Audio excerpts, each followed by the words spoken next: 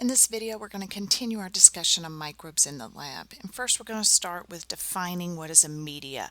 So a media is going to be a nutrient source that we're using to grow organisms outside of their normal or natural habitat. Media can be classified based on its physical properties, chemical composition, and even its functional use.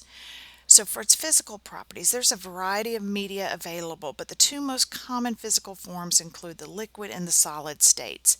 Now, the liquid state means just that. It's going to take whatever shape of the container it is in and can move freely around in that container. In lab, we're usually using flask or we're using test tubes. The liquid state is also referred to as a broth.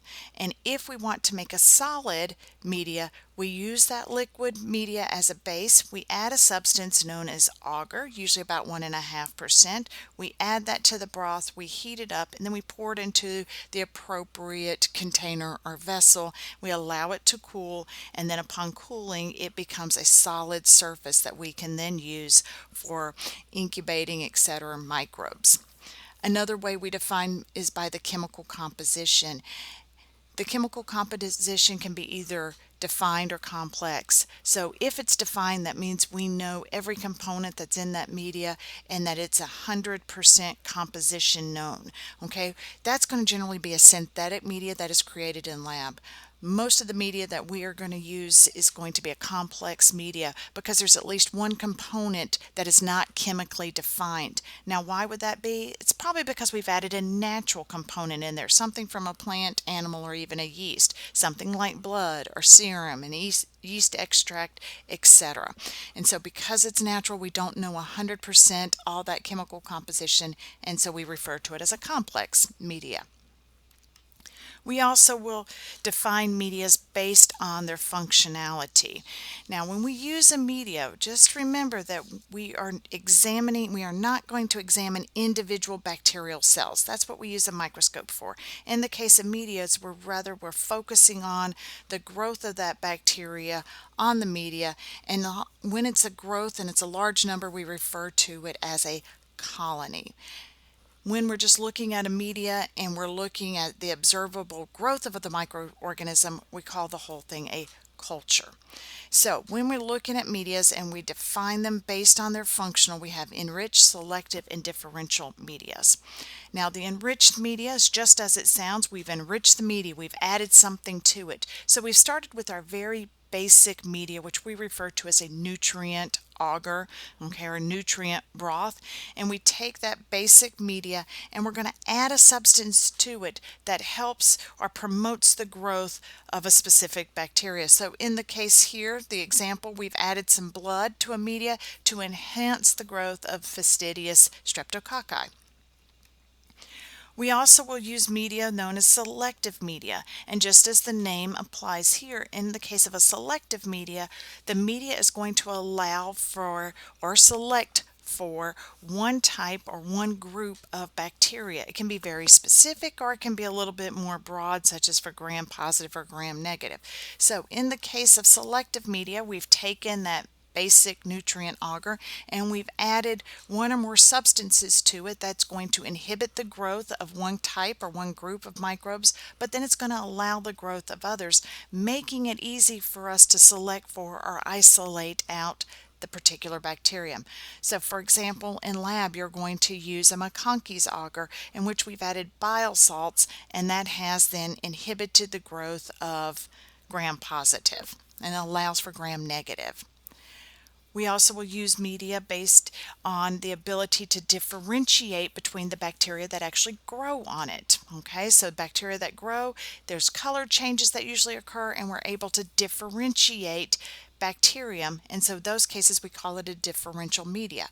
Just like we did with selective media, we're going to take our basic nutrient agars and we're going to add different chemical or compositions to it that is going to allow the metabolic processes of the microbes when they're growing on that media. Those metabolic processes will then allow for a color change, something that is going to look very different. You're going to have a physiological difference. So as you can see here in this slide, you have the media has changed from yellow to pink, or actually it changed from pink to yellow, but you can see a color change.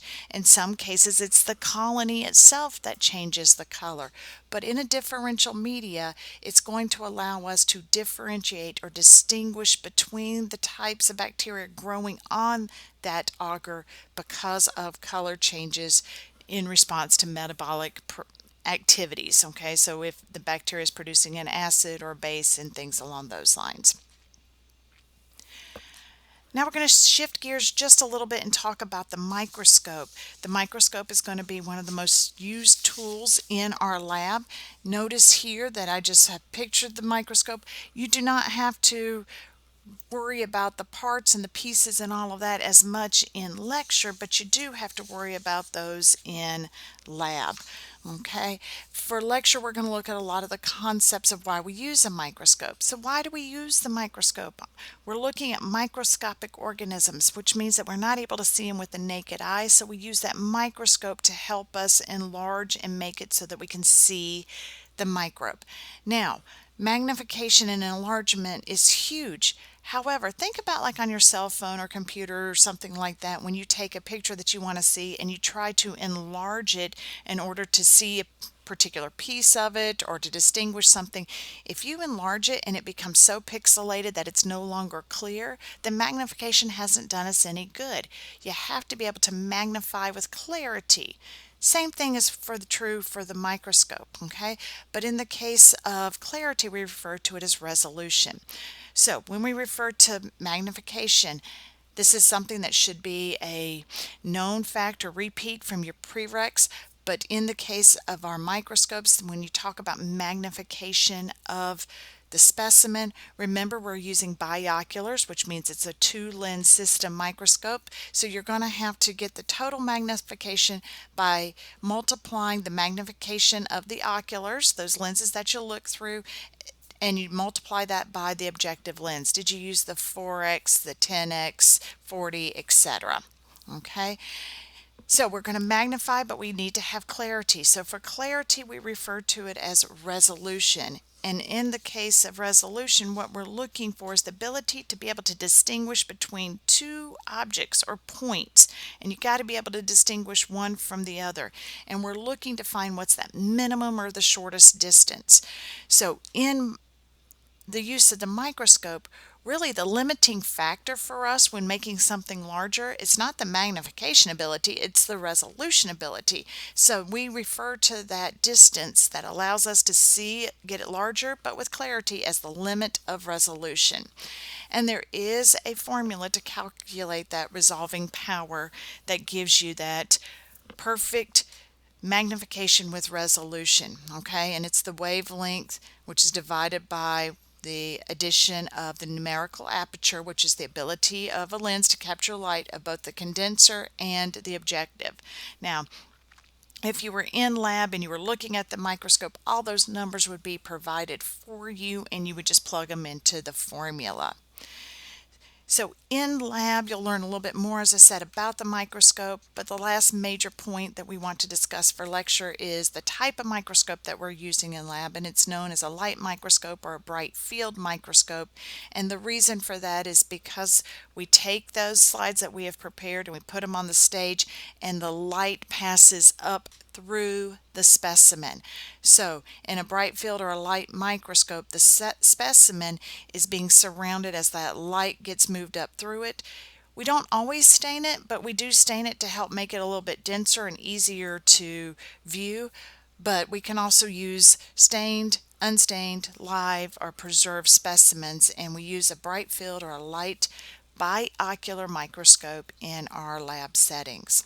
So that's it for the microbes in the labs, and look for other videos.